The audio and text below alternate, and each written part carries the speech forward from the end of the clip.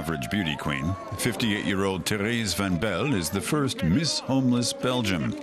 Her prize? 1 year's rent. Just 6 months ago, she was living on the streets.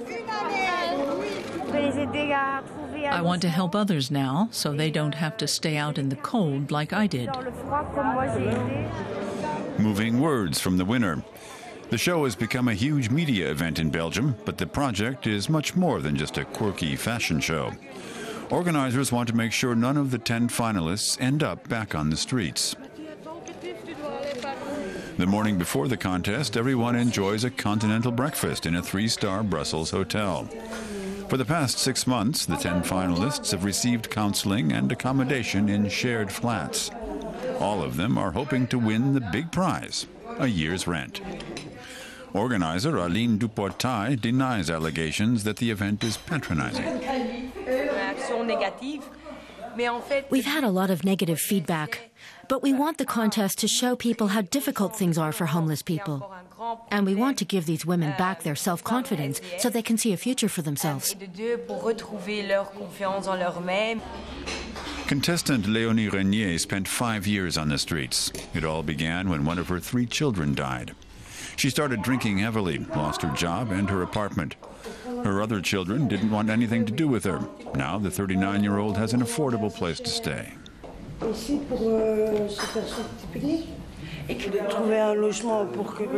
The most important thing for me was finding a place to live, so I can see my children again.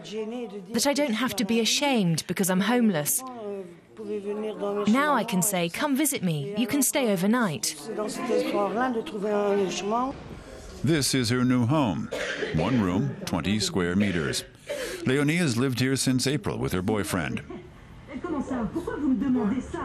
Both of them pay their €250 rent with the help of medical aid, as Leonie is recovering from a complex shin bone fracture. It's a big relief not to have to sleep outside anymore. Especially in winter, the cold is very tough. When it rains and we can't find a shelter, then sometimes we don't sleep at all.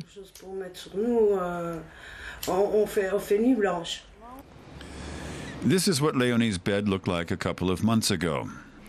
She and her boyfriend used to sleep in a parking lot at a Brussels train station between flattened cardboard boxes and blankets.